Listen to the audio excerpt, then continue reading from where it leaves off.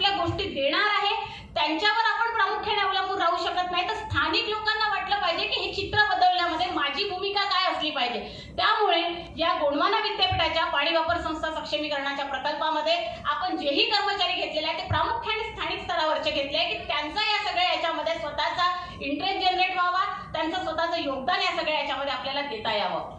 या याच्यामध्ये मला आणखी आता मान्य कृषी विद्यापीठाचे मान्य कुलगुरू सुद्धा या ठिकाणी उपस्थित होते। मला या ठिकाणी सांगताना आनंद होतो की या विदर्भ पाणी परिषदेच्या माध्यमातून ज्याही वेळेला मी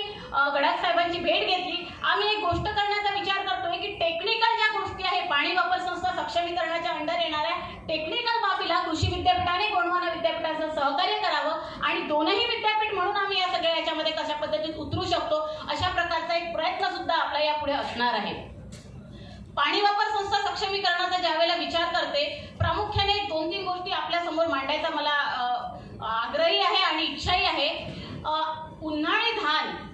धानामध्ये काय होतंय की आमच्या या गोसेखुर्द प्रकल्पामध्ये प्रामुख्याने आरबीसी घोडाझरी म्हणजे हा जो ब्रह्मपुरी आणि भूसावली एरिया जो आहे इथे प्रामुख्याने काही डिपार्टमेंटचं काम अपुरं राहिल्यामुळे आम्ही उन्हाळ्यामध्ये पाणी देऊ शकलेलो नाही, परंतु अंबोरा टेकेपार या ज्या उपसा सिंचन योजना आहेत या ठिकाणी मात्र आजही आपण जर उन्हाळ्यामध्ये गेलो तर सगळीकडे हिरवळ दिसते आणि प्रामुख्याने मला तिथे विद्यापीठ म्हणून आपण सगळ्यांनी ज्या पद्धतीत काम केलंय, पाणी वापर संस्थांच्या लोकांनी ज्या पद्धतीत त्या ठिकाणी काम केलंय, आज सगळीकडे ती हिरवळ पाहायला मिळते। त्यामुळे या सगळ्या याच्यामध्ये